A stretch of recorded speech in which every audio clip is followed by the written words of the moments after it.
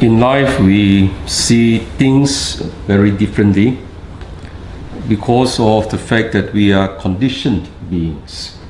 We are conditioned by our knowledge. All of us have different levels of knowledge of any area in life. So everybody will have different levels of knowledge. And for that reason, the limited knowledge that we have will curtail us from looking at the situation in a broader perspective. But most of all, we are conditioned by our life experiences. This is the most important dimension of the way we look at life. Most of us will look at life through our past experiences. So whether we like it or not, all of us, we are conditioned creatures, and therefore it is good for us to recognize that we have limitations. And so don't ever think that we know everything. And that is why there is this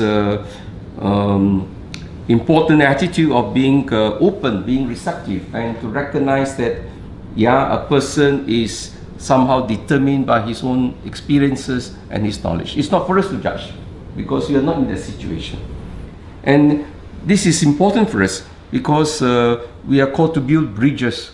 We are called to build unity within the church.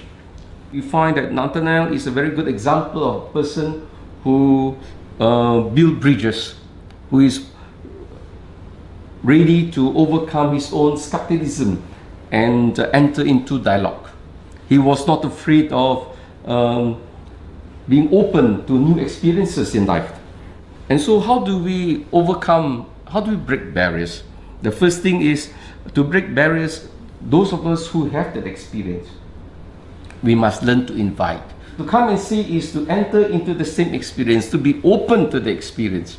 So the invite must be gentle, and the person who is being called also must respond. Once the person has accepted the invitation, then we must encourage the person. So life is such, if we find that we are handling sometimes difficult people, the first thing is to make them feel loved, feel accepted, not to flatter them, but to bring the goodness out of the person. When you bring the goodness out of the person he will break down his defense, he will put down his defenses. And so this is how we help people to break what we call their defenses, to break down their barriers, and this is how we promote unity and love. And this is what we should do at home, with our friends, and especially when we want to bring people to come to know Jesus.